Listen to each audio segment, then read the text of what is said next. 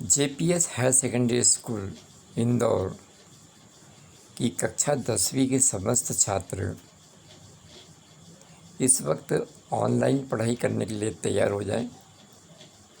आप सभी अपनी सामान्य हिंदी की किताब बाहर निकालें,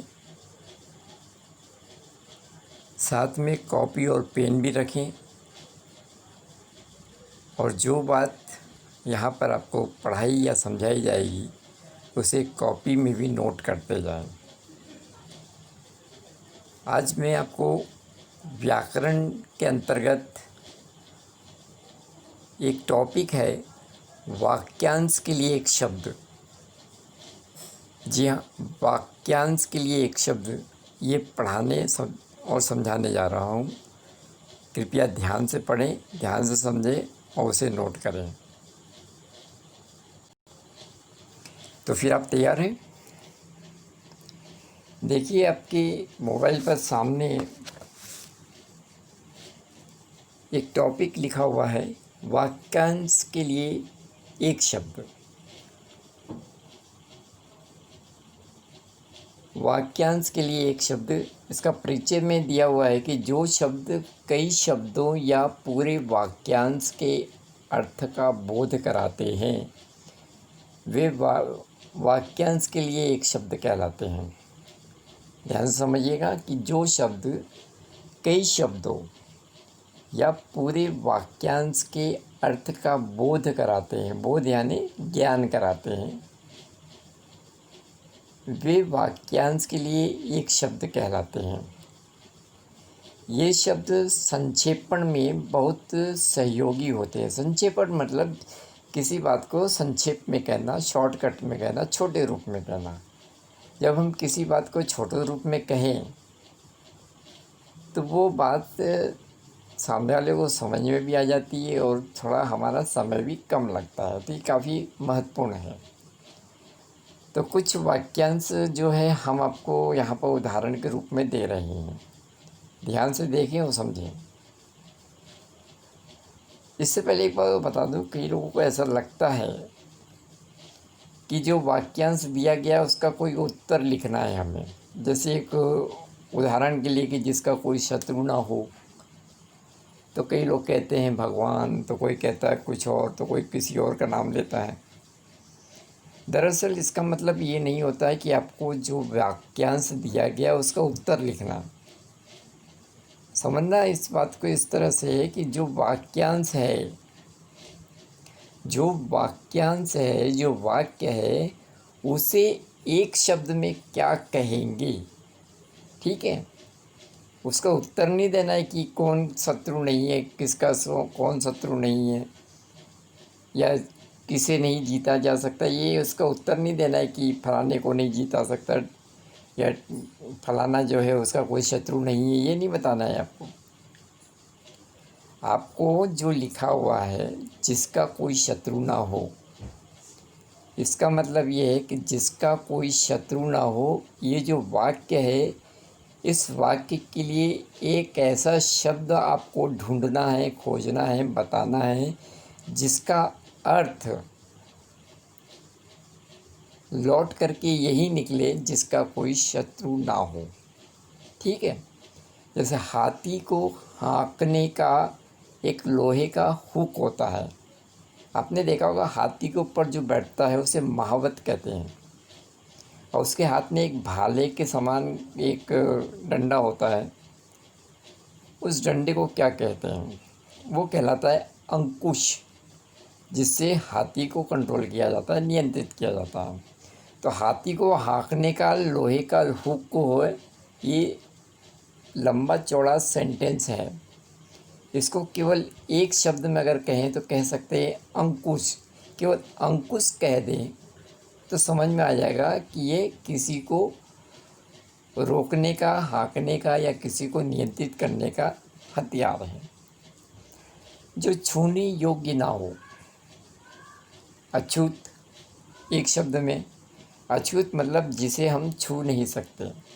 अब इस मैं फिर से कह रहा हूँ कि जो छूने योग्य ना हो, इसका मतलब ये नहीं कि अभी जो महामारी चल रही है इसकी वजह से हमको किसी को छूना नहीं है।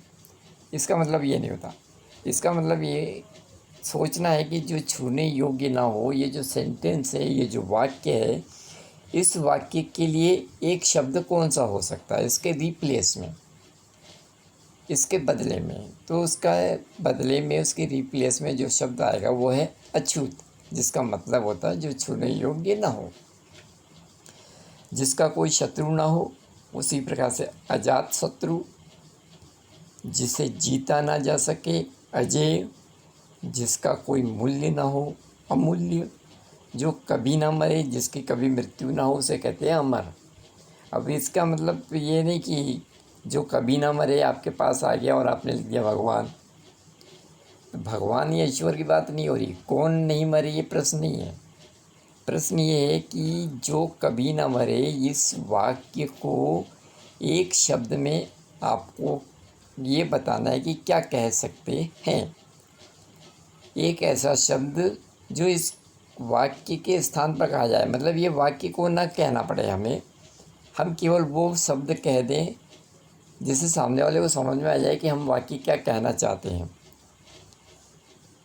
ठीक है ना। जैसे हमने कहा अमर, तो अमर केवल केवल अमर अगर बोल दिया जाए तो सामने वाला समझ जाता है कि जो कभी मरता नहीं है उसको कहते हैं अमर। ठीक है। जिसके आने की तिथि निश्चित ना हो, तिथि यानी तारीख, उसे हम कहते हैं अतिथि। अगर कोई कहे कि मेरे घर अतिथि आया, मतलब समझ जाते हैं सामने वाले कि बिना पूर्व सूचना के कोई आया है। अतुलनीय, केवल अतुलनीय अगर कह दिया जाए, इसका मतलब लोगों को समझ में आ जाता है कि जिसकी तुलना ना की जा सके। और अगर हम कहें जिसकी तुलना ना की जा सके तो थोड़ा लंबा है, इसको हमको शॉर्टकट में कहना है, छोटे रूप में कहना है, संक्षेप में कहना है, तो हम कह सकते हैं अतुलनीय। जिसे देखा ना जा सके, अक्सर ये पूछा जाता है जिसे देखा ना जा सके, तो आप में से कई बच्चे लिख देते हैं कि भूत, भगवान, जिसे हम नहीं देख सकते। ये गलत है।